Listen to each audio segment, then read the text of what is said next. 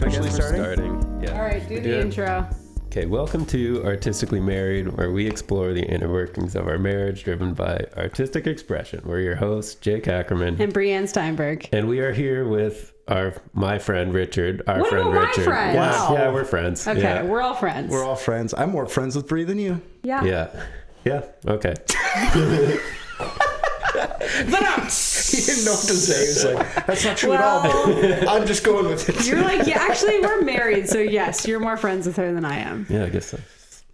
It's good to be here. Thank you for having me on your wonderful podcast. Yeah, we're really excited. I feel like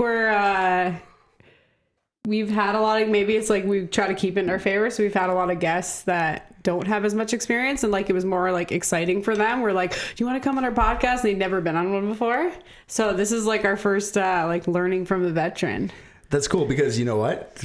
To be honest, this is the first time I've ever like sat down and podcasted. Well, I shouldn't say that, but in studio kind of thing. Like usually I do it online, right? I do it over Zoom. Over the internet. You're by yourself. Now, that being said, I did do a podcast with your last guest, Darcy, in the you guys were talking about that. 2015 area thing, like 10 years ago, Right. Yeah. where we all were together on one microphone in the middle of the room, making Mike Huck butt chug. Like,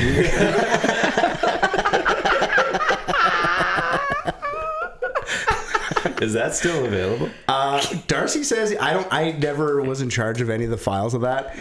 But like Darcy says he has it on his old Mac, but his screen doesn't work. I'm like, give me the Mac. I will get it off of that. I will get that off of that. Because I would love to put that on my Patreon and just like, there was like, I don't know, 20 episodes of that. Yeah. Like that's enough. For sure. And it's like super raw when podcasts were like just getting started. It wasn't. So it's super like, I remember you told me about it, and you could still find it like when I was working at the mine, but that's 10 years ago. Yeah, I don't know what they did. Like, what were the themes? Servers and whatever. What was the theme of the podcast? It was called Real People Talking, and we were like literally like topical day to day, like what was going on in the world at the time kind of thing. Okay. Or like us being jackasses to each other. Like there was all of that going on. Like I remember we did a whole episode about Pet Man.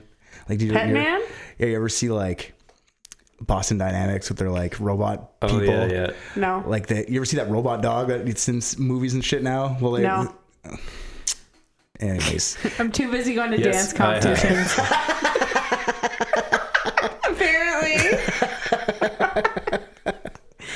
Jacob has, don't worry. He knows what's up. Yeah, anyways, early stuff like that where it's kind of like you see a lot, but we were just like finding cool shit and just talking about it.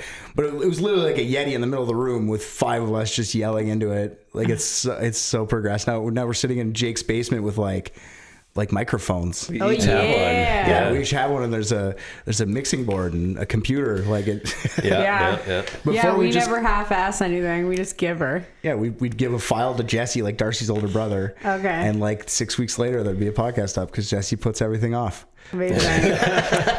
Go Jesse. I don't even know where that RSS feed is. Like Guys.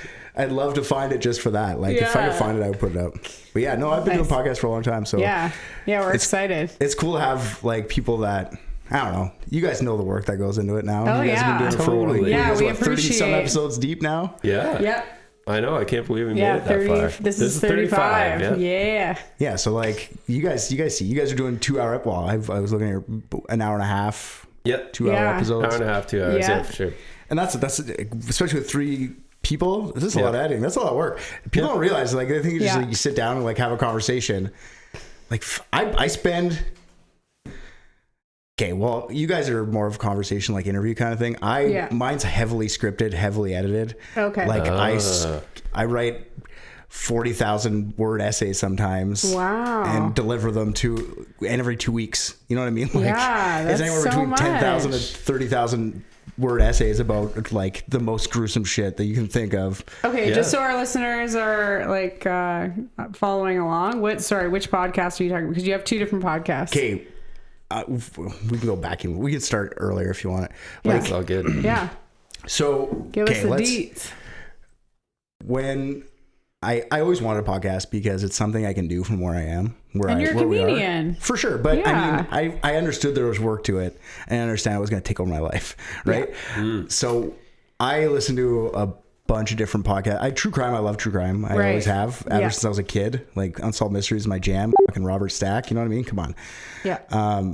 But the drama that goes into it. Yeah, it's not that. It's just for Unsolved Mysteries. Oh yeah, for sure. Yeah. I remember I was terrified of the music when I was like super young. Like, Yeah, I guess that's the other one. Yeah. That and X-Files used to scare me. That's X-Files, right?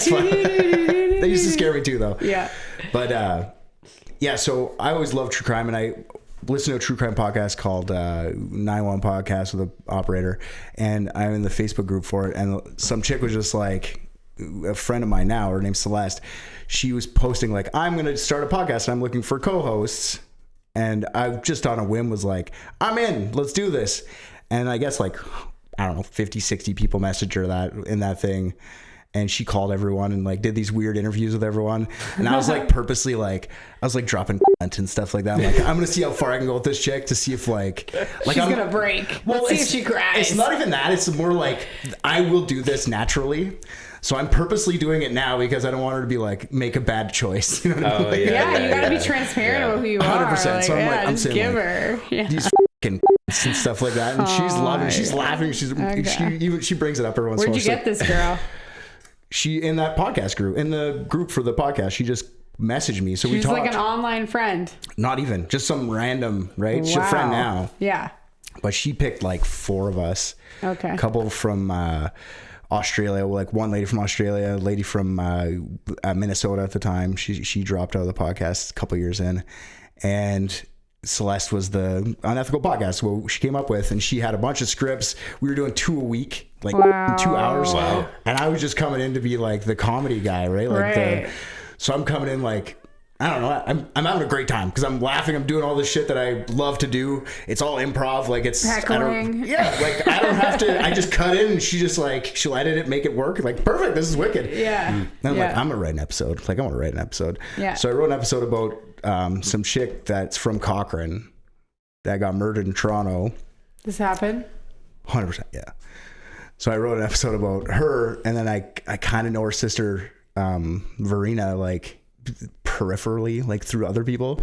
So I got her to do an interview with us, like about her sister and stuff like that. Oh my so I was like, I love writing these episodes. Like I got right into it from that. I interviewed a chick whose sister died, which was like surreal in itself, right? Yeah.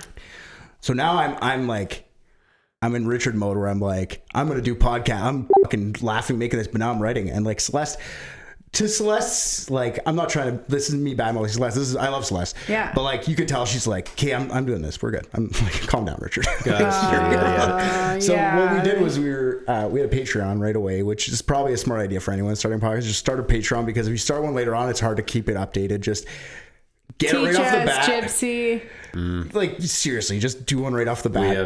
We have not. Because then, well, once you start doing it, like now you have to upload 35 new episodes on your Patreon, and like whatever extra bonus shit you want to put on. Like if you just keep it up to date and keep going with it, it might not take off. Or it doesn't cost you anything. Does it go on? I'll ask you. Never mind. I'll ask you later. No, ask. It's fine. Fair enough. Okay. Yeah, we have like an anchor, like the RSS feed. Like, how do you won't that just upload it by itself on your website?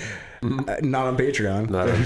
Yeah, they have their own separate RSS feed, so you're gonna have to start uploading shit. Like, I bet you I can do it. Yeah, I bet you I can train AI to upload it for me every week from our RSS feed. I bet you're smarter than me. I bet you could do it. Like, I am not that guy. I thought you were gonna bully me. You're pumping me up. That was me. Okay, well. You said the bullying's coming, Bree. You said, and I quote, "You're smarter than me." Yeah, that's remember when I said you just tell them the opposite? Oh my god, it's opposite day. My kids play this game with me all the time. You're smarter than me, Bree. You're smart, buddy. You're smart. Good one. So I'm like, I'm ready to write a bunch of episodes, and like we're already doing 2 a week, but Celeste's going crazy. Like she had no job. She was like on EI. She's like, I want to make this fucking podcast work. Yeah. And she's online every day, like pumping it up. She's doing all the social media stuff, which is the hardest part for me. Oh my gosh, promotion's the worst. Yeah. He's like, I'm doing the work. I put it out there. I'm like, and then I have to make it successful. So we have guests every week who come on. Like I don't know, other podcasts, we get people to come on and just like, Celeste will go through the case. We just joke around. It's like most of the comedy podcasts or whatever. We just get a guy to come on and do it. So the first couple of guests we had were 2 guys named Richard, like literally 2 other guys named Richard. And we're just laughing because like how rare is that? It's just random, right? Dick cubed.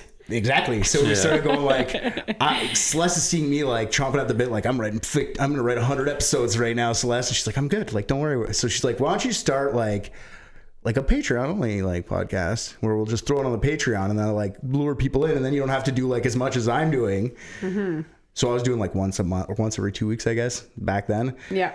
So we'll ask the 2 other Richards because we love them. Then we'll just call it Private Dicks, because then the whole thing can be like solving mysteries because you guys are all private dicks. Right. Yeah. Private Richards. That. Yeah. Okay. So we started, like, I was like, okay, cool, because that's more like manageable. the unsolved mystery thing. And I'm not like stepping on Celeste's toes. Like, I'm not going like, and nowadays Celeste would fucking love me to write 1 million episodes, but sorry, I'm doing Private Dicks now. Like, it's flipped itself. Like, I'm almost caught up with her on episodes. Ooh. But anyways, I'm still, so I got these 2 guys whom I don't really know. I met for an hour and we're like, okay, let's do it. And it clicks. It worked out really well. 2 dudes from, like, one from Syracuse and another guy from Pennsylvania. And just, come on. That's so fun. Have you guys met in person? Yes. So that's so my 40th birthday. Yeah. My wife told all the podcast group that, like, oh, make a video because they were doing a surprise party. I had no clue. Right. They're like, I heard about this. Is that the why? Yeah. Yeah, I like, heard about this. They're like, we'll do you one better. We're all coming. So like the girls from Australia came. All the kids from it was crazy. Did they love it?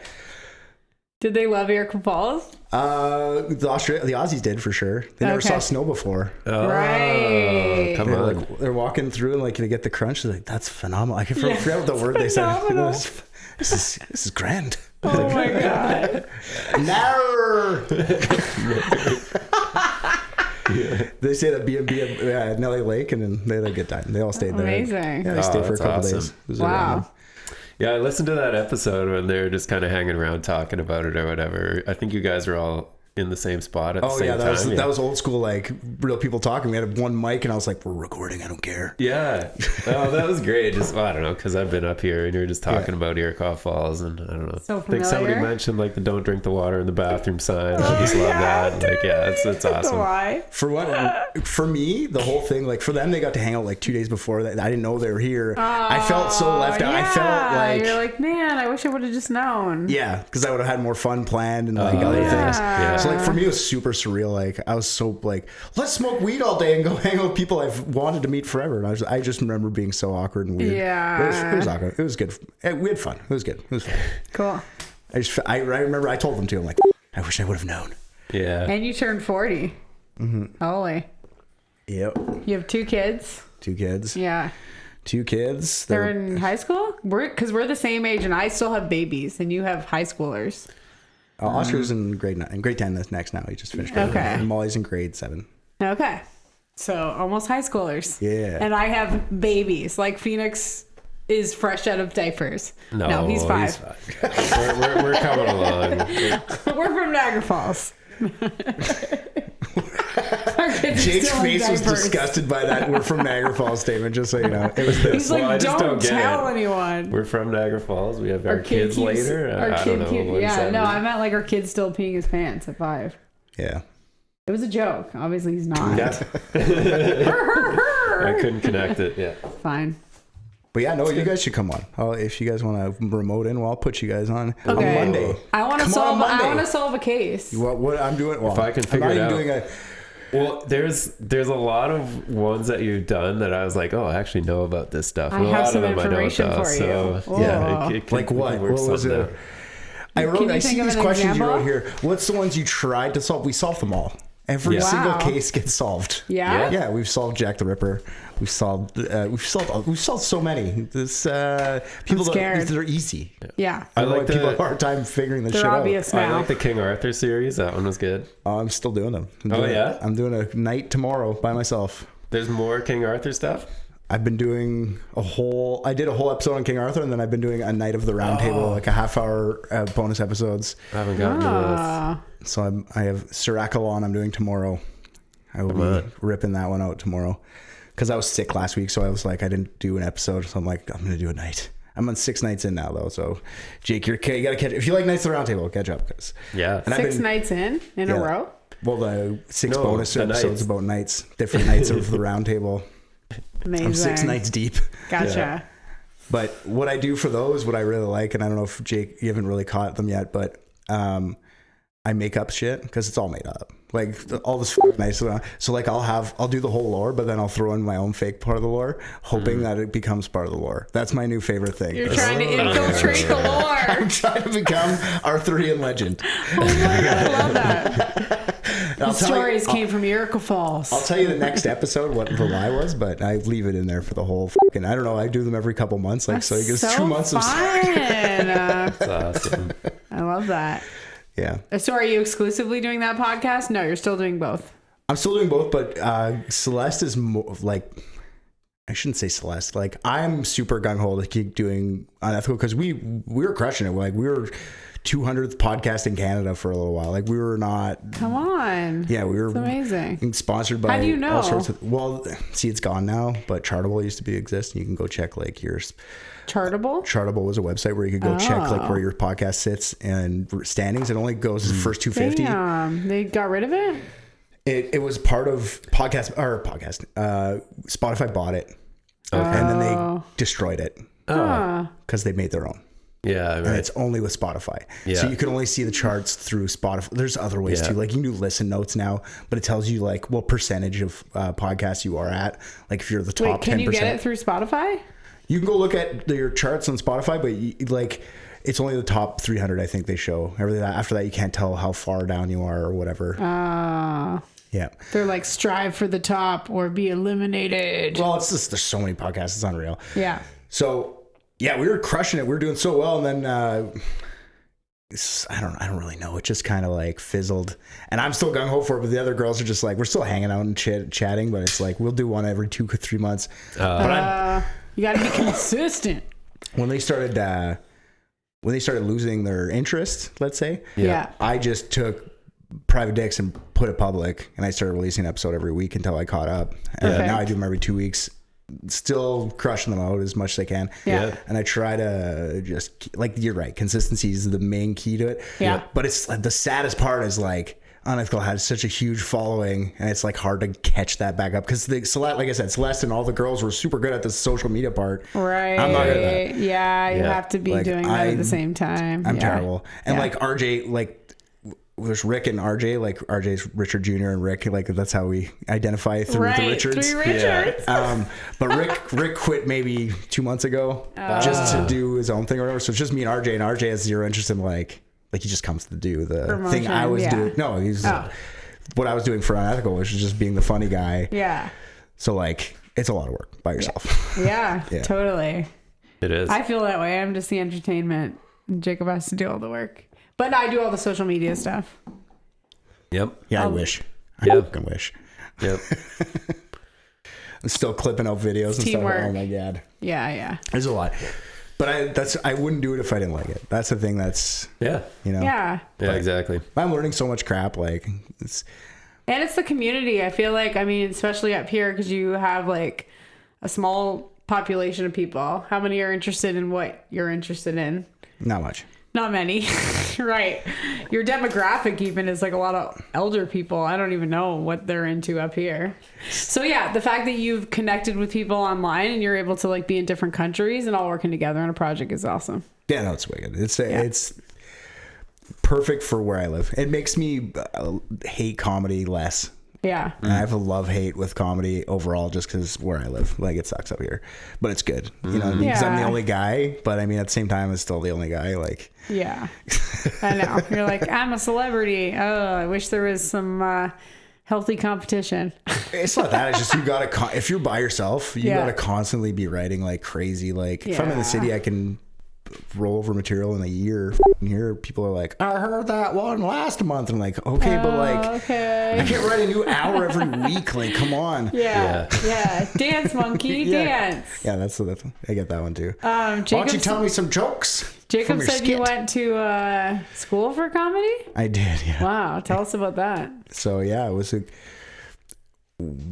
I don't know. I went to Humber College they have a stand-up writing and performance school. Stand-up writing and performance. It's not stand-up, sorry. It's comedy writing and performance. Stand-up is a class. Okay. Like, clown's a class. Improv's a class. Sketch is a class. Clown is a class? Yeah. Wow. I went to clown school. Clown class. And like you hear a lot of people trash this shit, like Joe Rogan specifically. I've heard him say like, "Going to clown, you don't need to go to school to be a comedian. You just become a comedian." It's like you're not wrong. A lot of people do that, but I live up here, and it was a wicked way to get my parents to pay for me to go to Toronto for 2 years. Yeah, like really. Like, well, you could have taken whatever you wanted, but sure yeah, it was it's helpful fun. too. Yeah, come on. Well, it was 60 people getting into the industry at the same time. I still talk to these people. I still hire them to come up here. They still bring me down there. Like, it is. Totally. Yeah, we were here recently, and you put on a show, so you'll like bring comedians in, right, to do like some stand-up shows. 100%. Yeah. Just the last guy I had was Dave Mirage. He's on Ramy. Like he's, I don't know. He's Mr. D, friend of mine from Rice. So it was good. So fun. Juno Award-winning stand-up comedian. And you always have like a packed show. Like obviously people are supporting it when it is happening. Yeah. Like you said, the problem is that they're I find it's dwindled. Judgmental. It's dwindled a lot since COVID. Oh yeah. Like comedies, like live stuff's died a lot. Like for my stuff, maybe it's just 'cause I'm getting old and I'm getting bitter about it. But I just find that like it's harder to get people out. I think it's hard to get people out, period. Yeah, I think you hit the nail on the head. I think people are just like used to staying home. They had an excuse to stay home for a while. Yeah. That paired with like, how expensive it is. Like, the economy's not great. It's like during those times, typically people are not going out either. I don't know. Literally only charge, like, I haven't changed my prices since I started doing comedy. And no, I'm not saying you charging to come to the show. I'm just like, they're going out of the house, they're buying drinks at the bar, For they sure. could just buy a case of beer and drink it at home. And I understood. And watch it on Netflix. I understand that's what you meant, but I'm just saying, like, I've never changed my prices. I don't even care about money. Like, I'm not even doing it for money. I do it because I want to be in front of an audience and just be a dick. Yeah. But the only reason I charge is because people feel like they're getting something. Like if you go to a free show, you're like, I have free reign to talk. I just came here. I don't care. But if you pay $10, you're like, maybe I should pay attention. I paid $10 today. Yeah, I want to learn something. And also, I think it's crazy. I'm learning in my industry too, like in a service industry where, if you don't charge, like people don't come. It's the weirdest psychology. Like you have to like force them that they found value in this thing so then they show up. I've done tons of free events. No one comes. I charge like a stipend just because I'm trying to get them motivated. Everybody shows up. Yeah, because they feel like they're getting something out of it. Not like no such thing as free lunch. Yeah, and I think it's more of a motivational tool. Like people need to be like lured out now of their houses. Like, come on, come do this. This is a fun thing. Pay this $10. I have $10. Yeah, like I have $10. This guy's telling me to do that. All right, let's do this. Let's go. We're having a night in the town. Yeah. Well, it was great. I had a lot of fun when we went to your show. But thank you. That's very nice of you. But that is the beauty of it too, is like, since I don't have to competition to like, okay, you're doing a show in January. I will do one in March. Let's like split it up. Man. I can just do whatever I want. It's kind of nice up here. Yeah, you have a monopoly, and that goes with like, obviously we have friends that are in like the business community in Niagara Falls, and we feel the same way. Like we're grinding in Niagara Falls trying to get businesses off the ground because there's so much competition. So like we've been to some of our friends. We have a ton of musician friends, and they'll put on a show, and there'll be so much going on that night that like no one shows up. So the amount of work that you have to pour into marketing in the South is like next level. Like, it's insanity. But I mean, it's a double-edged sword because it's nice to have a monopoly, but it also like doesn't breed creativity. It like makes breeds you stagnant, laziness. You know what I mean? And I know that with myself. You're not motivated. Yeah, because I don't have to fucking beat you. I just have it. Like I don't have to make it better either. Like I just make it. It's just okay. It's happening. I just make it. It doesn't have to be good. Yeah. Just I'm the only one doing it. Also the camaraderie, you're not giving yourself enough credit that like it's nice like somebody else puts the show on. God forbid somebody else does the work and you get to show up and just have fun, I would love that. Right. You're always the one who has to like put it on, do the work, do the grind, get everyone to come, advertise. The last one we were at, you had somebody else host it, right? Yeah. Well, I don't know. I do that often. I don't know the last one you were at. I can't remember. Like we went to one show. I've done like 100 cents. Like when was the last one? Okay. Who was the one? Who was doing it? Do you remember? Who else was with you? One was local. Was he good? Don't lie. They were all funny. Good. There was like four. There was like four people. They were all good. There's not four good people.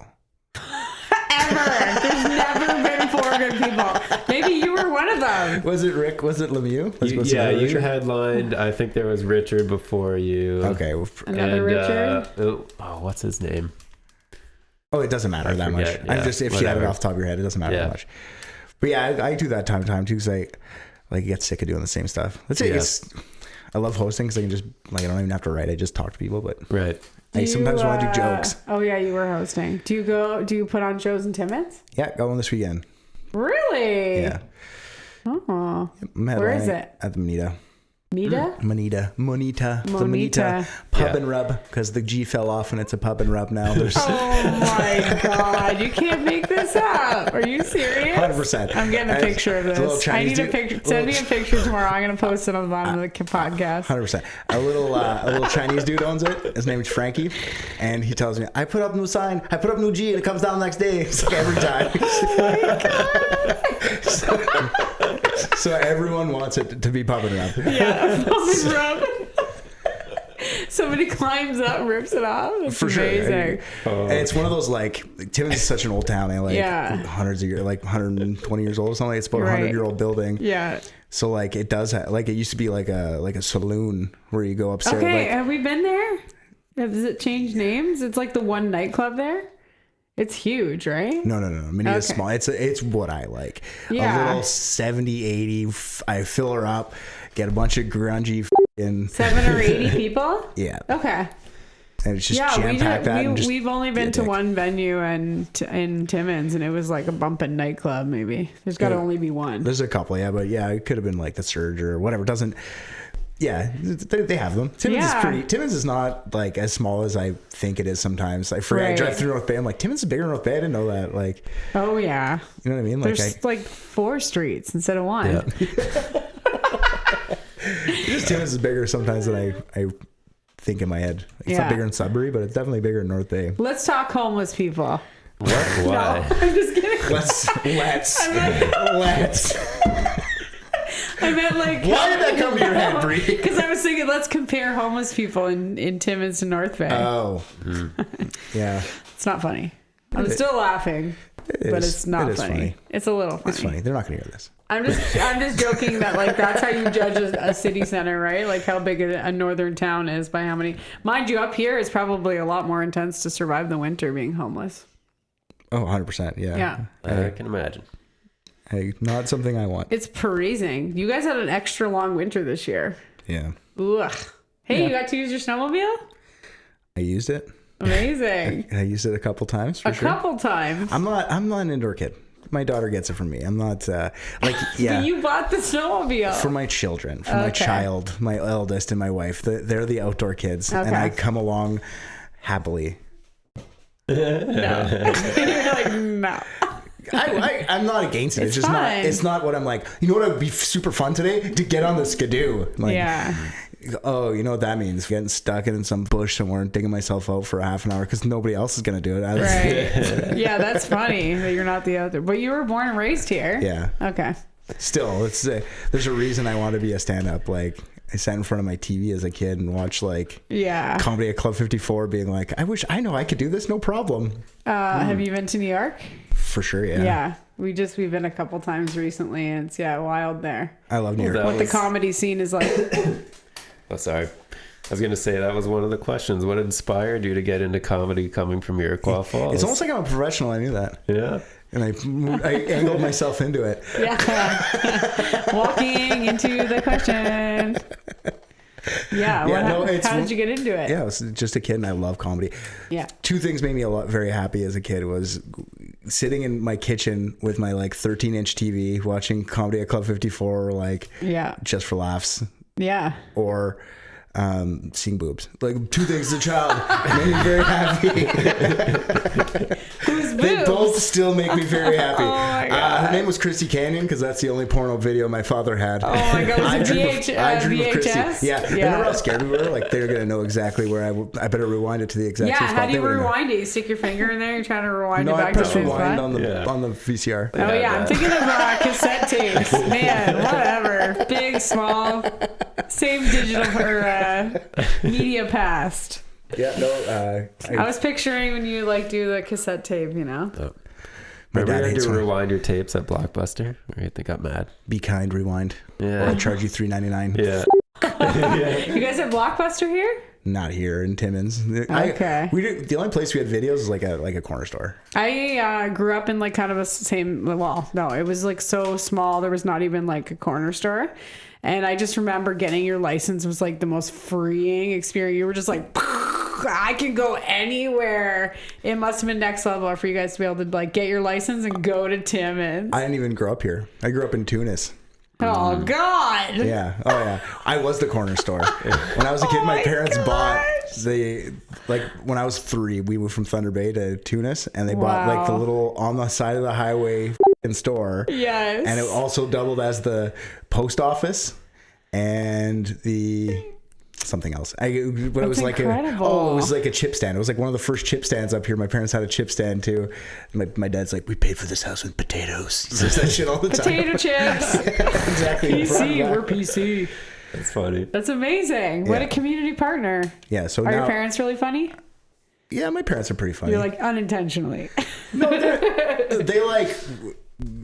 they're funny. They're for sure. Yeah. I can't say they're not funny. They're definitely, but they're like assholes like I am. It's like, you know what I mean? Like, it's funny, but it's like, I get it. I'm a failure. No, I'm just kidding. It's usually like that, but it's just like dark. Nah, I wouldn't even say that. It's just like picking on, you know, like sarcastic. For sure, I guess. I don't know how to describe it. It's just when I was a kid, facetious. I grew up with I grew up in a giant house with like my parents lived there, my grandparents lived there, my grandpa's brother lived there, my dad's mom lived there. So like I had my mom's parents, my grandma's mom, my aunt and her like 3 kids lived there. Oh my god! Yeah, we had like fucking millions of people in my house. So I avoided everyone. Like it was like always like, who's your girlfriend? And like I'm gonna call her. Like shit like that. Like God, I hate this place. No, it'd be like where they could pick up the phone downstairs and you're on the phone upstairs. You know? Yeah, exactly. We had a party line. I had a party line where the guy next door to me, I'm serious, our ring was ring, ring, they had ring, ring, ring, ring, ring, ring. So you shared the phone line? For sure. So if we got our ring, we'd pick up and we'd be like, and then you could hear sometimes like click. Get off the line, Carrie. I know you're on the line. Your neighbors can like totally listen to your phone calls. I had that for years too. Like, when people were in town, like Eagle Falls were getting dial-up internet. I still had a fucking party line at my house. I'm serious. Party line? Yeah. That's great. Yeah. What was the name of the store? That's a good question. I know we sold hats that said I've been to Tunis, Ontario. Come on. Please like, say you still have those. I don't. My parents must have some. For somewhere. Sure. They have boxes of Where them. are they living now? In Tunis, but they like moved down the road. Like they moved a little bit further away from our old store. They sold so many potato chips they got a better house. When I was 10, maybe 12, like around that age, like just before high school, they closed the store down and everything. They still had the post office for a little while after that. Right. People would go vote at my house. Like wow. Like everybody in Tunis, like the 10 or 12 people. My parents, the scrutineers, like PC.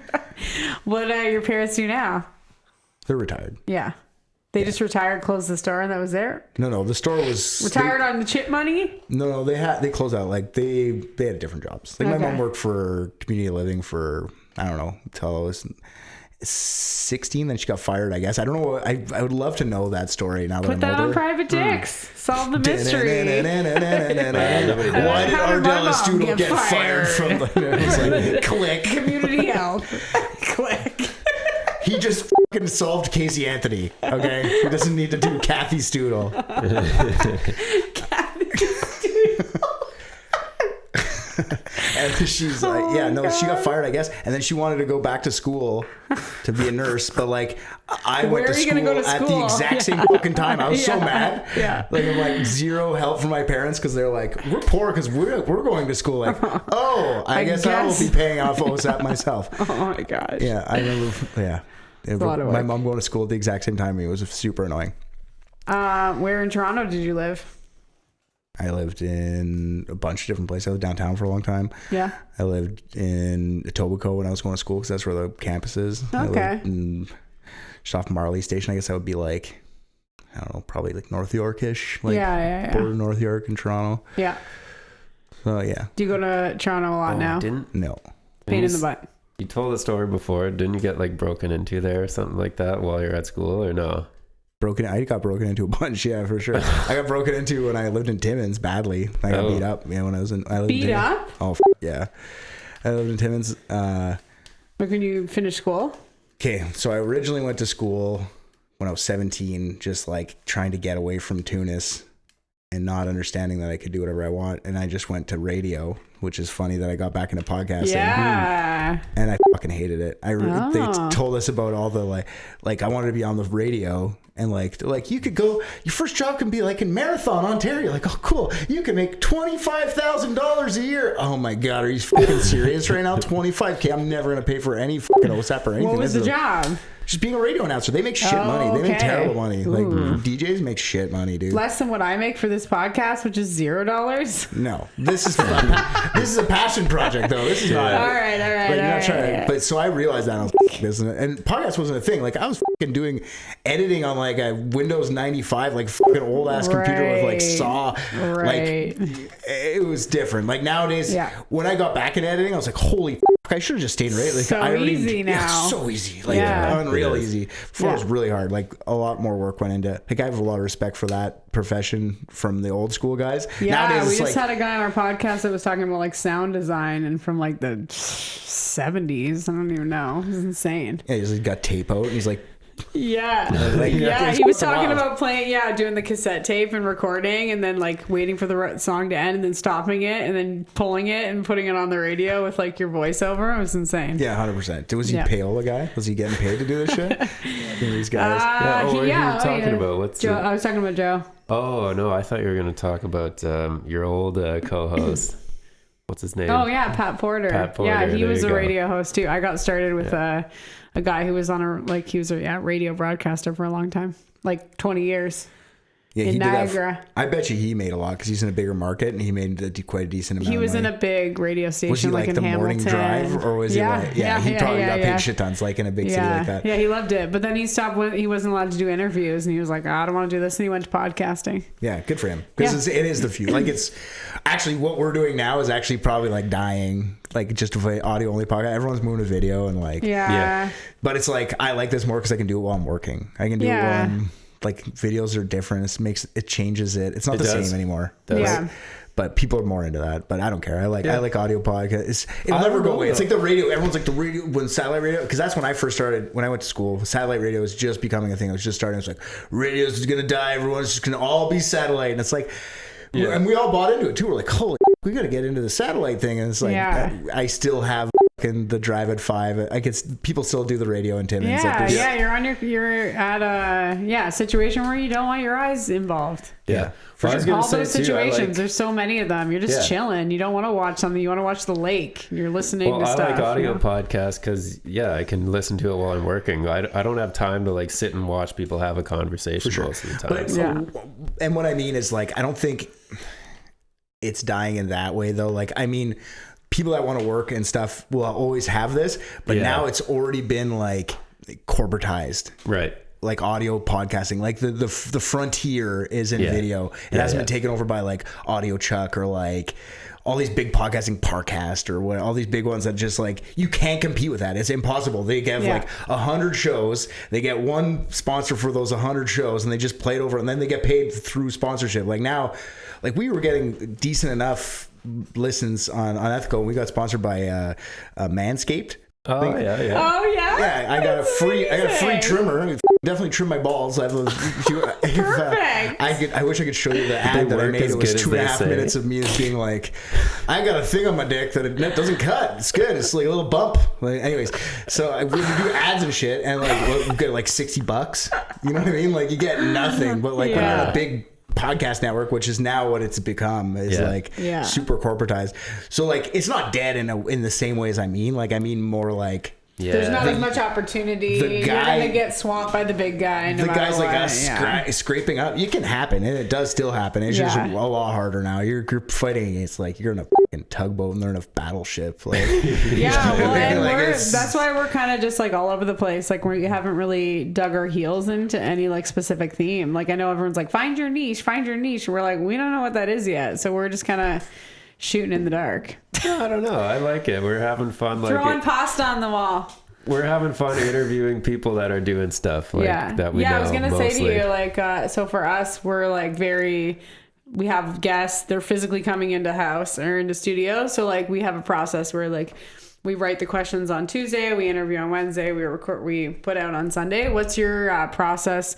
I think it's so much more there's so much more like artistic genius behind like writing comedy. So like what's your writing process like to prep yourself for your podcast? For stand-up or podcast? No, for private dicks. For dicks. You're doing a lot of research on all your episodes. There's so much information. So private dicks, I'm pretty much okay. So we record every second Monday, and then I already have that one's for.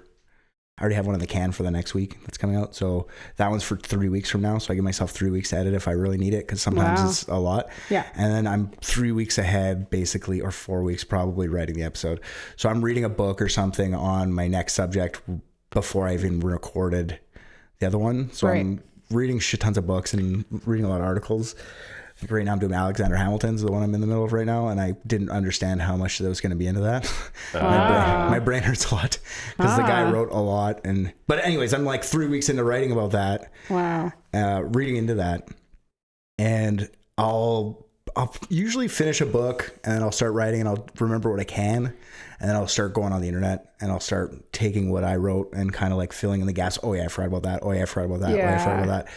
And then once I did that and I feel nice with it, I'll start listening to podcasts. I'll listen to like 4 or 5 just to see if I like miss something. That's the last thing I do is I'll go into some podcast. That's because so much research. I want to be very thorough with it, because that is part of like my job on Private Dicks isn't to be the funny guy. It's to be the smart guy. Yeah. Right. And we're joking around. Like, I don't know if you've listened to much, but RJ's the guy. Like, I'm cool with that. We even got a guest being like, RJ carries this podcast. I'm like, no, he doesn't. He doesn't carry this at all. He just comes. Just fucking shut the fuck up. I do a lot. Okay. Yeah. Don't say he carries. He's funnier than me. I'm cool with that. Yeah. He doesn't carry this podcast. Anyways, so I'm like probably every 2 weeks. So I'm probably like 2 weeks ahead of trying to finish everything. Yeah. Sometimes I'll get too swamped, or I have my life is too much where I can't do it. So I'll do like a little episode, like a bonus thing, or like I take sometimes I hang out with a guest and I end up talking to them, recording for like an hour after. So I'll just take that little hour after and just kind of throw it in. Yeah. I don't even edit. I just kind of like throw it out there for something to keep consistent. Or whatever. Bonus. I don't even have Patreon. See, I made that mistake. Unethical had a Patreon. I should have done it since day one. And I just, since I'm in the whole, like I have a routine where I'm like 2 weeks ahead of everything.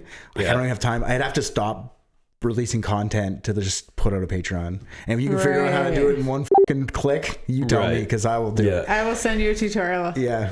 I already think I know. I think I know how to do it with the AI course that I'm taking. It's like it's a 30-day course, and you kind of take like a chunk every day, and then you kind of supposed to like go back and learn it. I think I know which platform will like link your RSS, your Anchor feed, and just feed your Patreon account every day or whenever you release it.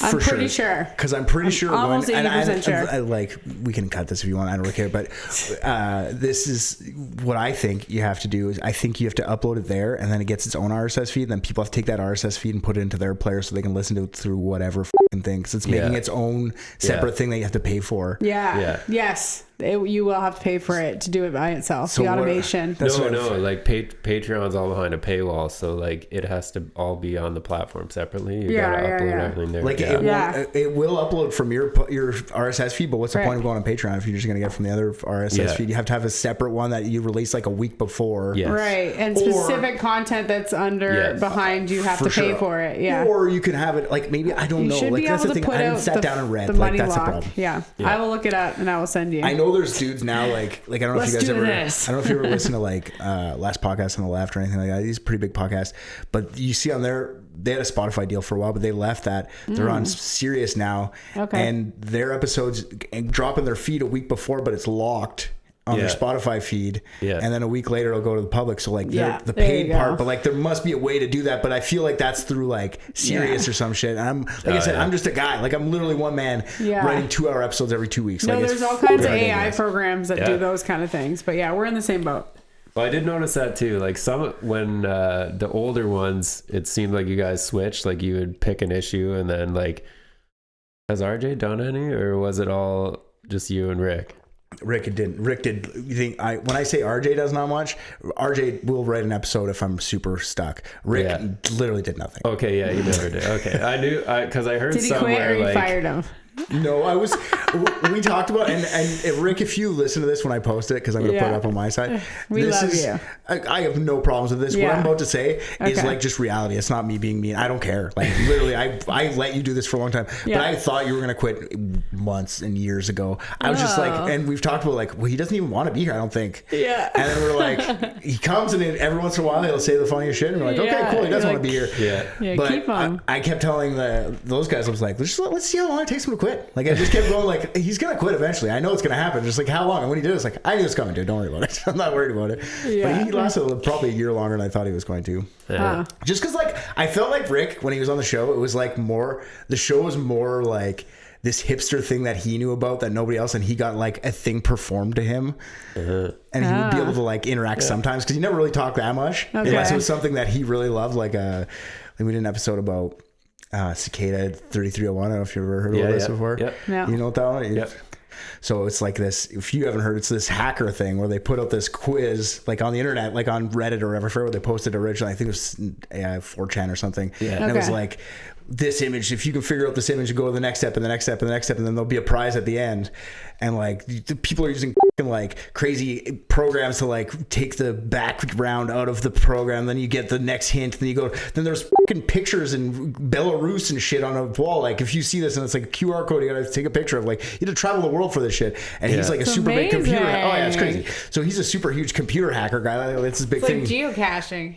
Except like people think it's like CIA and shit trying to recruit people. If you're smart enough to figure this out, you can like join our fucking ranks, right? Yeah. But Rick worked for the fucking FBI. Like literally that was a job for a long time. So he's like, he was like a CIA hacker dude or like FBI fucking guy. Like, that was a job. Like I worked for the FBI. Like cool, dude. So he's like, he loved this shit. When that one, he's like, I'm going to go check this out. I never heard of this before. He's right into it. But like you talk about like, I'm like describing the Jack the Ripper tearing apart some fucking lady. He's like, man, whatever. This is fucking boring. Like, how's that boring to you, dude? Like I just told you some chick on her eye scooped out. What are you talking about? He's a computer guy. Or like stuff, whatever he was interested in, he would be right into it. But if he wasn't, he just never really. Anyways. Have you ever, I was going to say like had a coup formed against you, but I think realistically it would be, you know, have you ever really offended someone? You're in a small town. Here? Yeah. Probably. Yeah. Nothing that someone's come up to you after the show and been like, I'm really hurt about this. Maybe they're less sensitive. You know, the most offended I've ever been is on the internet. I've offended someone so bad on the internet. Tell us. Tell it. You might remember this. Have to name names. Oh, I'll name it. Name names. When Kobe Bryant died.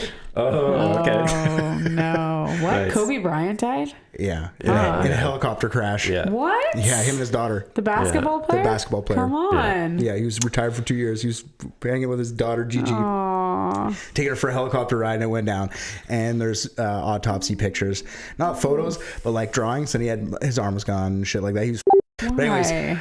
The day he died, or maybe the day after, people were posting. You know, when people die, especially tragic ways, the internet is unforgiving. They do not give a f***.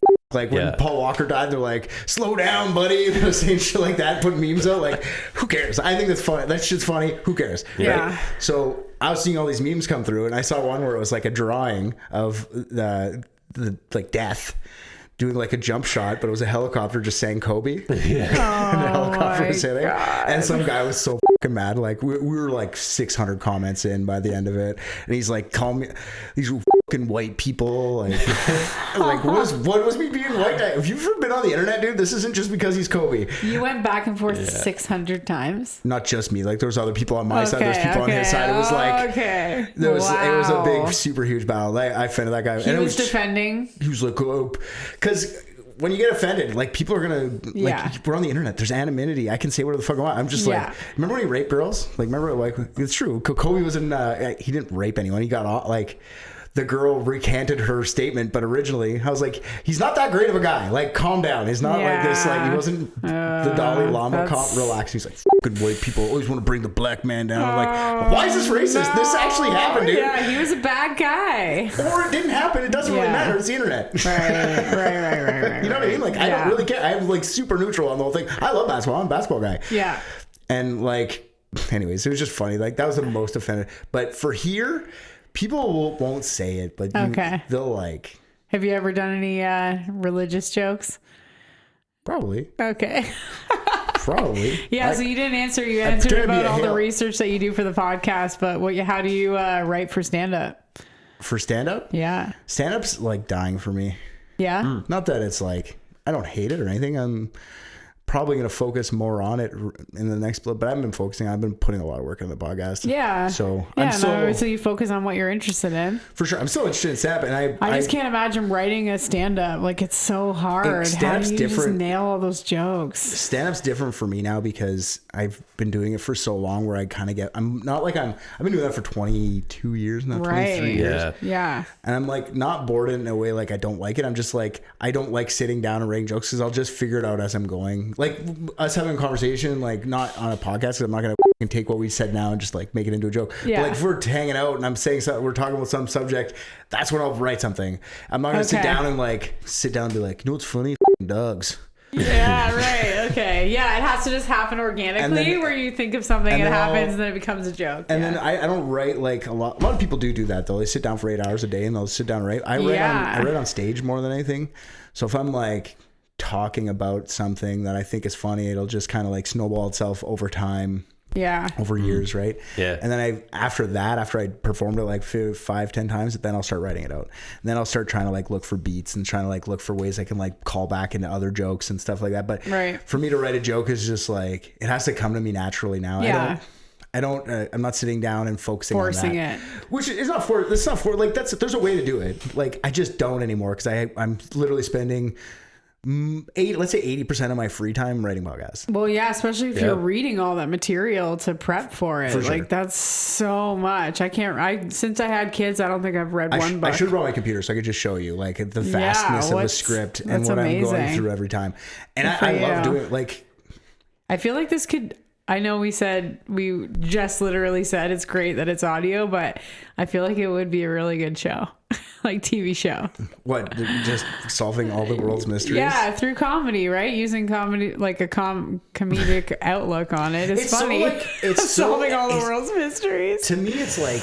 It's like the Mike Tyson mysteries. It's great. I love this. It's not the same though, because I'm actually taking real events that actually happen in real life and pretending to solve it. It comes back to your like people offended question. You talking shit about Mike Tyson mysteries? It's not real. It's a cartoon with a fucking talking pigeon. Jesus Christ! Come on. Casey Anthony actually fucking drowned her little kid and hit her in the bush, and I make jokes about it. That's what I'm saying. This is where the offensiveness, like we'll loop that back. People, I've heard this from listeners, is like, how do you do, like, this is all tragedy, how do you make jokes out of it? It's like, dude, you're listening to tragedy for entertainment. You came here. This is all the same shit. Yeah. Right? Like, I'm just being open and honest about it. Just because fucking like there's like the Michael Ojibways of the world like being super serious about it doesn't mean he's not exploiting some fucking dead woman for dollars. So like, it just depends on which way your face is going. For you to say like it'd be a great show, yes. For me, I think it'd be a great show. It's one of those things where it's so edgy. It has to be a podcast. Like it can't be on TV. No one's gonna watch that. People would be mad at it. I think I bet people would watch it. But people would watch it. Are you kidding me? It's more work. The edgier the better now. People want to be like shock and awed. They want to be completely offended. You could do reenactments. Offend me harder, man. I want to be a shock and awe. I guess. Yeah. Now is the time. Strike while the iron is hot. And I'm not trying to be like, when we're doing it, I'm trying to be respectful of the people that died and shit like that. Yeah. Like I'm not. I just love the historical aspect of it too. Like the real story part makes it so like cool and like you're learning. It's educational. Pitch this to Netflix. For sure. But there's already guys that have been doing this stuff, the same thing I do really, and like for years longer and way better. Like, you know what I mean? Like I wish I was like... Come on, did they come out of Tunis? That's your catch. I grew up in Tunis, Ontario. I've been to Tunis, Ontario. Yeah. But like Dan Cummins, like, I don't know if you know that, he's a stand-up comedian who does like... essentially what I do, but just by himself, and he probably got millions of listeners an episode. Like, why wouldn't that guy do a TV show over like you know what I mean? Like, yeah, I don't have lack of confidence. I have just reality of the whole thing. Like, he's got a whole team behind him. Like one guy, like I said, it's a lot. Yeah. Higher. No, I hear you. I'd love to fucking just write for that kind of show. You know what I mean? Like I do. Like I already do what he's doing just in my own way, but I'll write for fucking Dan Cummins. You go punch it up after. I go do that shit. Pitch it. I think you are probably also like pigeonholed in a scenario because you don't need it to feed your family on because you work at the mine. Oh yeah, nice segue. Tell us about your real job. Yeah, you want to hear about my real job? Yeah, it's counting and lifting. Yeah. Counting and lifting, Yeah. lifting Can you and count count. to 10? Can you lift 50 pounds? Come on, that's the credentials. You've been doing it forever. Well, it's higher than 10. In groups of 10. Right. Oh my god. No, I'm in charge of a bunch of people who that's their job. I'm in charge of children now. Like at the time when I was started, I was a child. Right. Now I'm a man. Yeah. How old are these said children that you're making do things for you? I have a wide range. I have 12 people working for me now. I got a 19-year-old kid and I got a 63-year-old guy. Holy, that's a range. Yeah. So all the way through. How do you blend all that? It's geology, looking at rocks. Like we just move the rocks from one spot to another and cut them in half and send them to another place. And my job is logistics, making sure everything runs smoothly. Right. What are you digging for? Well, gold. I have to. It's a gold mine. Digging for gold. Get out of here. It's a gold mine, yeah. I have to say that though, like I worked in that job. I forget the year. For a year, couple years. You're my boss for a bit. It was great. Did you fire him? Nope. No. He quit. I got laid off. Fallen pussy. God. Yeah. I think the pussy had already passed him. I was already pregnant. He had and lost. Anyways, what I was gonna say was stop talking about my pussy. having somebody who was a comedian as like a boss position worked really well, and I think more places should look at that. Hire like obviously having bosses. the social aspect of it was super helpful as a leader position, I think. I'm always in charge of everything though. It's so annoying. Yeah. I don't know. I'm in charge of a podcast. I'm in charge of working. I'm in charge of You're built to be a boss, I guess. I guess. You're in charge of the family at home. I'm not. I wish I was. I'm the head of the family. I told Sarah that. I was like, you're in charge because I'm in charge of so many things. I'm in charge of things. Yeah, totally. But yeah, no, I like my job because I've done it for so long that I don't have to think about it anymore. Like I can Autopilot. The problem with an hourly wage is that as soon as you get good at something, they pay you the same and they add you more responsibility. Yeah. So I've learned a long time ago. You can do it faster, do more, and get paid the same. Yeah. Exactly. So it's the rip off of it's like the trick. The 9 to 5 job, that's the trick they get you with. Well, and that's the thing, you're not pushing so hard in this aspect of your life that you love, and if you pushed a little more in different directions, imagine if you could make your life on that. If that was your entire life. This year, people are doing it. This year at my job, we have a $20 million budget where we're drilling a ridiculous amount, like so much it's hard to keep up with. They're finding gold, obviously. Sure. Cool. As much as that place is going to find. That place is should have been dead 10 years ago. It's just going to keep going forever. It's amazing. So I'm going to stay there forever. That's the way it's going to be. But this is a heavy year, but the lean years, the past couple have been pretty lean. Yeah. I've had so much time. I've written so many episodes at work. I've done so much work on my show, getting paid a lot to do. Oh, because you're doing it while you're at the core shack. I'm sitting there there's nothing to do right now. So I can get my work done. I've done so much work. This year has been really hard for me because I haven't had that extra time. Okay. Yeah. Right? Yeah. So I literally sat on my desk for I can get my work done. So that's what I'm trying to say. When I was saying the more responsibility, the better you are at your job, the more responsibility you need. I don't tell them that anymore. I'm swamped always. Yeah. Okay? You can never put one more thing on my plate. Don't do it. No. And they have a video on you at the core shack? No. Okay, great. No. Jacob literally called home and he's like, I got this amazing job. I'm working through the night and all I do all night is work on my art. I'm like, I was a professional artist for a while. That's good. Getting paid professional artist wages of $20 an hour. It was just, slow times. I would have an hour or two or something like that. But yeah, it was great. Jake's still trying to defend his lack of work. He hasn't worked for me for 10 years. He's like, I was working. He's like, no, it's only an hour here and there, dude. That was when I was... no, it was a lot of hours. When I was in the pit or whatever. I was doing the night shift geo stuff. Oh, yeah. Yeah.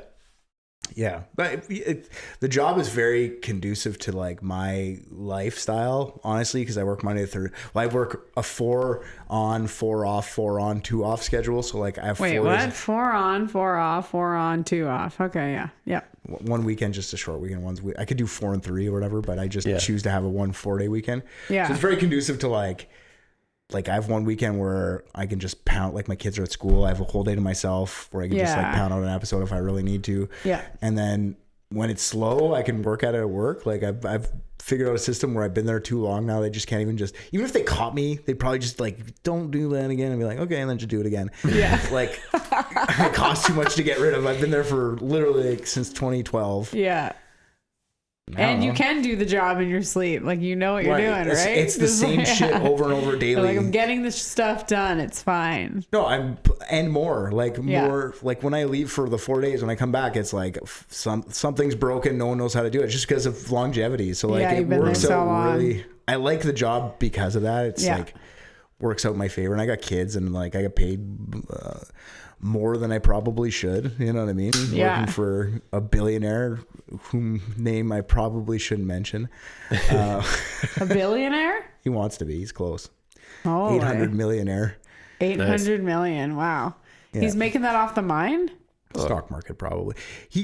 I'm not doing it. He made his money off of other mining endeavors. Cool. And then opened up his own mining company. You want to go to Mexico?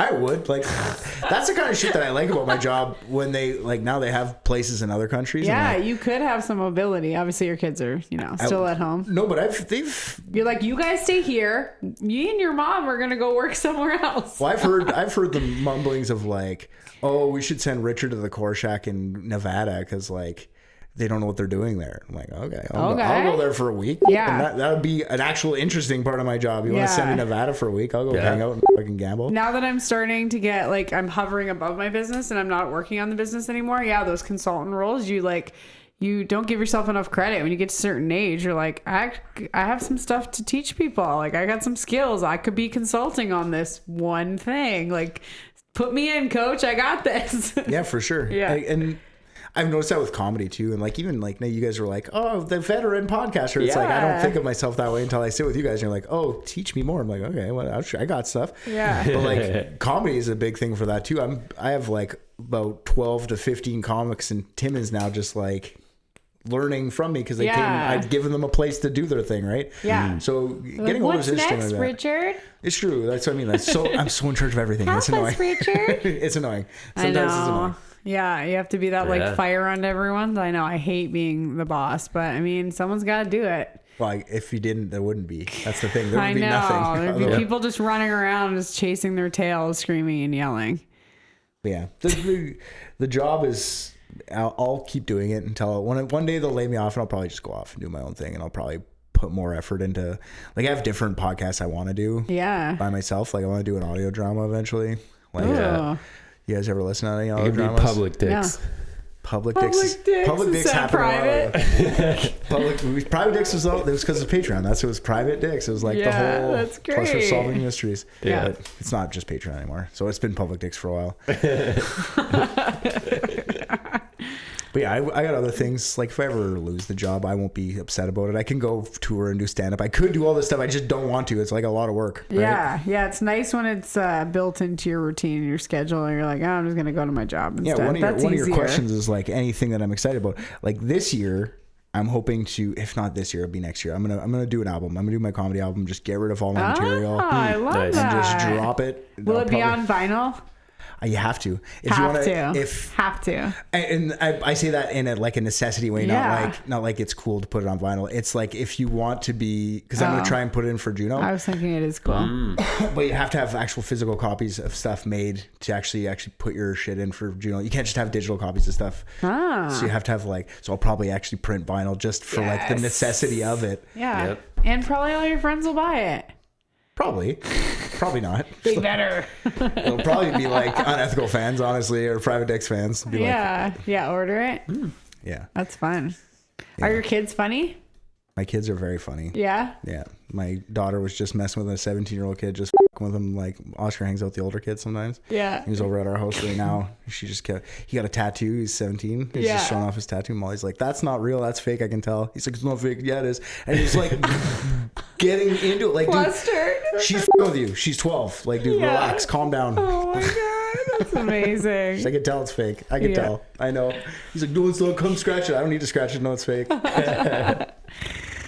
How does Sarah deal with your comedy?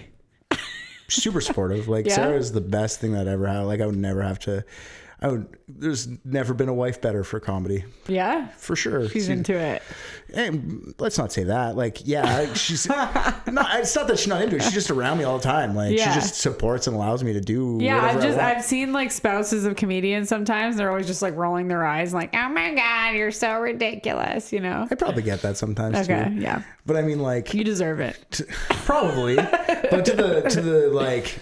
There's never been a point in our relationship where there's been like, really, you're going to do that again? Or like, she's like giving me the freedom to go and like, she's taking care of the kids on long trips for me, going away for weeks at a time. And she's been really good for the whole thing. And I super appreciate it too. Like, cause I don't know, moving up here was really hard for me when we first came up here, because I was into it. Like I was getting good and people were looking at me, and I was like, literally when I moved up here, I got the week later, Yuck calls me like, we need to put you in a project. We got something special. I'm like, are you fucking kidding me now? Because I just literally made a decision to move the out of Toronto. You didn't know? You I was so mad. But like, it was hard for me. I gave up comedy. Wait, is she from Toronto? She's from Timmins, but she moved up with me. Oh, okay. Okay. Yeah. Holy, you guys have been together for a long time. Yes. Good for her.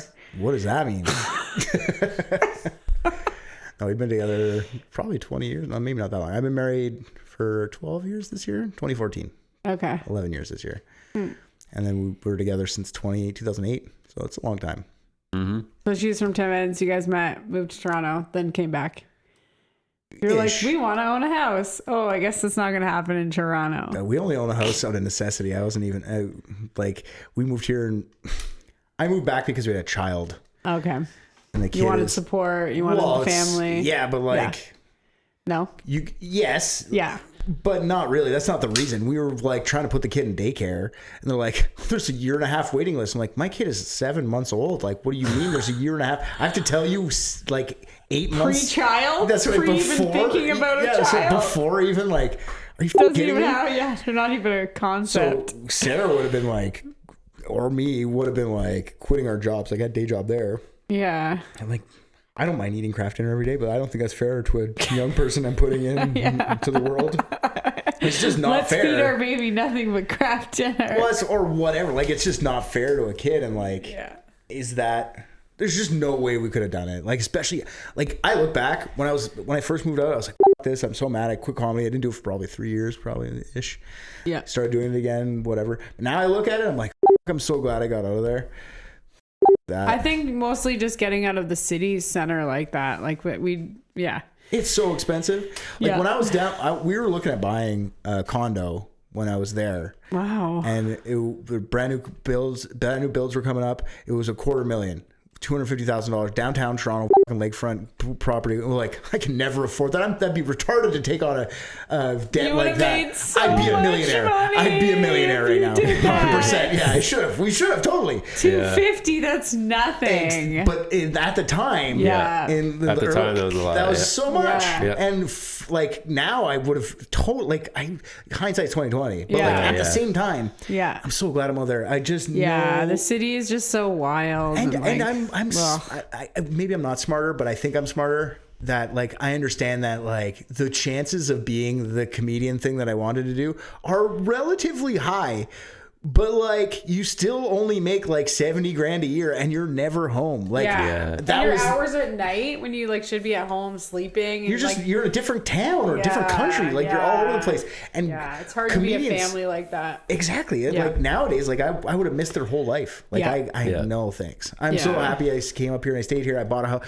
When I say I bought my house on necessity, we came here, had an apartment.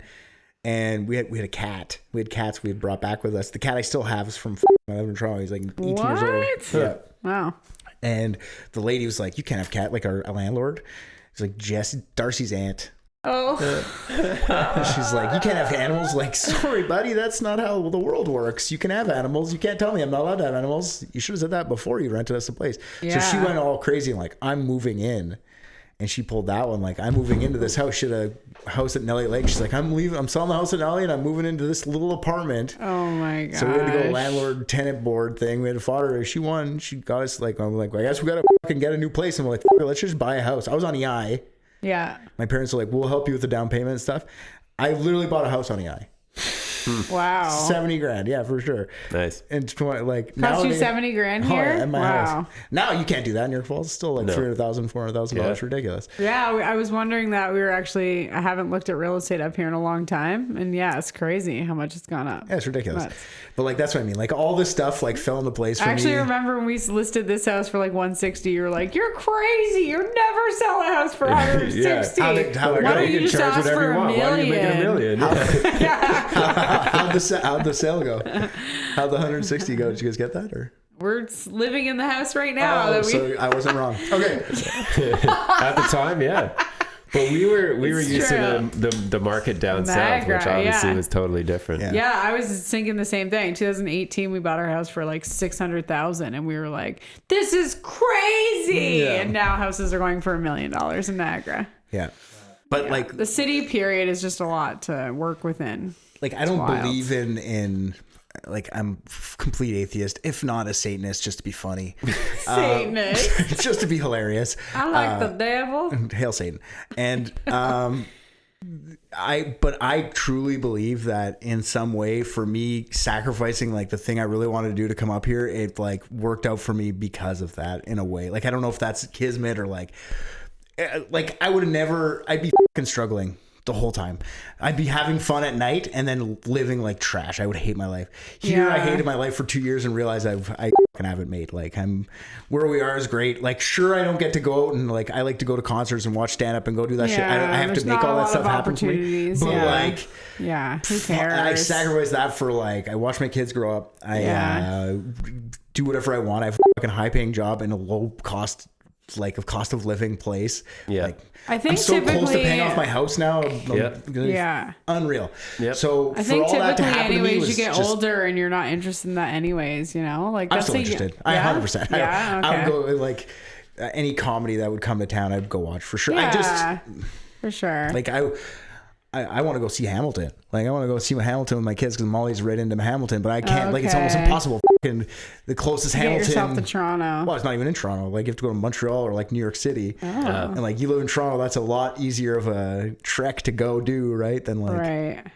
Anyways, my point is, I'm still into that shit. It's just like it's trumped out by like I can have fires every day in my backyard. Yeah. You know? I think we talk about it a lot because our podcast is Artistically Married and we overlap a lot with like business and real estate and we have lots of different like ventures going on. But I think like at the end of the day, a lot of times the discussion ends up leading us in a path where like the art is a hobby and because it's a hobby, it's still so beloved, you know? And when it becomes a job and you're doing it 24/7 or you're doing it all the time, no matter what it is that you love and it's a passion, whatever, once it becomes a job, you really do kind of lose that element of like your passion for it. And I know because I am going to dance competitions all the time. And I'm like, if I see one more stupid ballet solo, I swear to God. Like one more leotard, I swear to God, Jacob. One more sparkle, I'm gonna lose my mind. So yeah, I think like because you've kept it, because you decided to make your job stable and your family stable, you've kept your hobby, your art as like, you know, something separate from your work ethic. And I think that keeps it really beautiful and you're still passionate about it, which is great. For sure.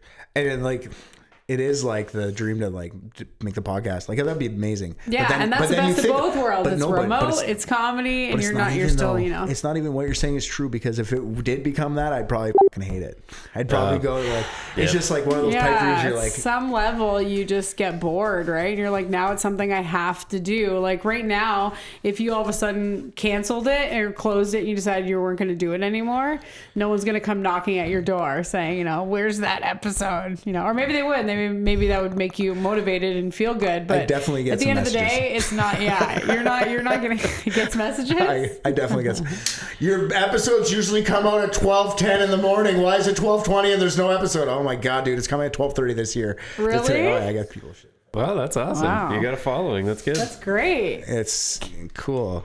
It is cool. I like people. I mean, it depends I on love who your everyone that was audience is. I'm Yeah. seriously joking, dickheads. I love you guys. Yeah. I know, right? Don't insult anyone who's following you. Totally. How many years has it been? For Private Dicks, Yeah. public being 2021, probably, since I did that publicly, February cool. 2021. Or no, that would be, February 2020, March 2022. It's February 2022. So 3 and a bit years. Holy. There's 81 episodes plus probably 40 bonus things. So it's 124. Have you ever Plus done articles, any 96 episodes plus a couple bonus. So it's probably 300 episodes in like 4 years. Holy. That's so many episodes. Yeah. Have you ever done like marketing or a giveaway thing? We want to try to do like a 50 episode giveaway or something. Call 1-855-PRVT-DIX Private Dicks. 1-855 Private Dicks. And you can go when Rock on the River is on. Usually I put on like something. I give away something because I'll go give out my stickers and shit at Rock on the River. Fun. So wait, what's Rock on the River? It's the concert, the thing they have in Tunis every year. Okay. So I've hosted that a couple times through doing stand up. Fun. So yeah, I gave out a bunch of posters, but it just says Private Dicks and a phone number, and there's so many drunk ladies being like, "I want Private Dicks. I want some Private Dicks." Oh my god! You can call right now if you want. 1-855-PRVT-DIX. Amazing. It's a real phone number? 100%. Oh, nice. It's amazing. So funny. So I do shit like that, often enough. Where I think Patreon's gotten better. I want to do that. That would be the best. If we start Patreon, just give away a month here, a month there to people. Yeah. We're going to start Patreon. Let's have a Patreon challenge. Sure. See who can raise the most money on Patreon. You're right. Honestly, Let's it's do the theory I told you before. You just charge $10, people will come, make it be more interested in it. Yeah. Yep. Yeah, exactly. We're doing this. Okay. You heard it here. Private Dicks and Artistically Married's going on Patreon. Sponsor us. Give us money and we'll give you awesome stuff. No, I want to try to collaborate with Jacob's Art. Do like kaleidoscope design and stuff with Artistically Married and give some merch away. Yeah, sure. Yeah. That's good. We're doing it. So you said you have a show coming up this weekend. Yeah. It's awesome. What day? It's the 28th. It'll be after the episode drops. It's going to come out after, yeah. Shoot. It's fine. Well, And we'll tag some pictures. I do one a month at the Manita. It's amazing. It's my I call it an open mic, but it's really not. It's all the kids. I call them kids. My children. They call me Comedy Daddy. Oh, I love that. They gave me a sweater that says Comedy Daddy. Amazing. But all my little kids get to give them free time, and then I just go up and I host the whole thing. And I'm actually this one here. One of my children took it over so they could do a fundraiser. I can't remember. It's for Youth in Crisis. I think it's for. Amazing. So yeah, and I'm headlining that one. So if this magically hits your ears before the episode drops, no, Dang. it won't. But it doesn't matter. But we're gonna post some pictures. Send us some pictures, and sure. we'll tag some pictures underneath it. Sure. It's so fun. So you do a show every month. Yep. That's amazing. Yep. Do a show. So yeah, month. check it out. And I do trivia. Is there a place that people can check you out? Not your Patreon, apparently. Website? Nah. Just go. Facebook? Just go to private. You can go to Facebook. Can they just PM you, DM you on Facebook? I'm so sick of social media that I'm you still, respond though. I message you on Facebook because I don't have you any back. other way. But like I definitely talk to people through Messenger. So you want to message me through Messenger, just make sure it's not like, hey, how are you? Because I think you're a bot, guaranteed. Yeah. But yeah, no, I wish I had that guy. I wish I had that in me. That's my biggest weakness is social media. I don't like promoting myself. Yeah. I'm terrible at it. Yeah. I wish I was good at it. Well, maybe if someone's in Erica Falls or Timmins and they want to promote Private Dicks, yeah, just get in touch with Richard Steudle. But seriously, if there are people out there, listen to the podcast. The podcast for is sure. my We're gonna outlet. link the podcast in this too. Yeah. And I'll anyways, I'll try and get one of you guys. We'll cross pollinate. I'll try and get you guys on one episode, and you can see me go through, and you can watch RJ be an asshole to me. Just question everything I say. Yeah, I was gonna ask you. He does nothing. I was gonna ask you who like a dream guest would be on your podcast. I don't know. Tom Cruise. Dr. Ross. Oh my god. Just do all the Scientology stuff. Ask him all those questions. Honestly, if he was on, I would do the wife of the guy who Scientology there. I forget what her name is, but she's been missing since like 2012 or some shit, and no one knows where she is. Like, come on, she pieced out. She was like, "These people are cray." She's dead, dude. She's fucking long dead. Okay. But yeah, no, I don't know. There's podcasters out there that like. I don't know. I'd love to get one of the serious guys just to come on and joke around, but they'll never do it because they ruin their reputation. Yeah, for sure. Yeah. But I'd love to get like, I don't know. Arnold Schwarzenegger? Arnie? No. No? No. Come on. It's so like different class, dude. Oh my God. He wouldn't even. Was that Oscar the Grouch? Damn it. I'm not good at impressions. Are you? No. Okay. I wish. I'm actually terrible. I'm actually terrible at it. If you listen to the podcast, I try to do voices sometimes, and I just stop doing it, dude. It's terrible. Aw, it's not supportive. You're not gonna get better that way. I don't have a fucking consent form. He's allowed to bully me. Yeah. Okay. Yeah, we have a code of conduct. Yeah. Which you might as well just came in and lit it on fire. We're ending. This is over. We're done here.